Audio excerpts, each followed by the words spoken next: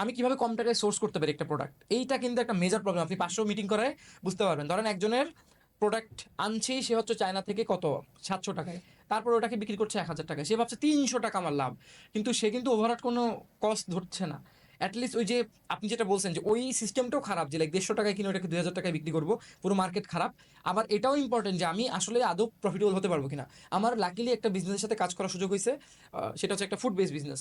ওইখানে এমনও ছিল যে আমরা কত 100 টাকার মধ্যে প্রোডাক্টটা বিল্ড করে ওটাকে আমরা 400 টাকায় বিক্রি করতাম, এবং তেমন কোনো মানে মার্কেটিং কস্ট ছিল না, কারণ আমরা বাল্কে কিনতে পারতাম। আমরা ওইটা ছিল একটা ফুড বেসড বিজনেস। কারওয়ান বাজারে ভোরবেলা চলে যেতে হতো, আমি নিজে গেছি, যে সবচেয়ে কম টাকায় কিভাবে চিকেনটাকে কালেক্ট করতে হয়, কিভাবে ডিপ ফ্রিজিং করতে হয়, কিভাবে নষ্ট না করেই করতে হয়, কিভাবে আরও 2টা বড় বড় প্যান কিনে একবারে বেশি রান্না করা যায়, কিভাবে আমাদের ডেলিভারি ম্যানকে পাঠায় ওই রেডেক্স বা পাঠাওয়ের ওই কস্টটাকে কমানো যায়। সো এসব কিন্তু ওগুলোকে বলে এক কথায় গ্রোথ হ্যাকিং টেকনিক্স, ছোটো ছোটো।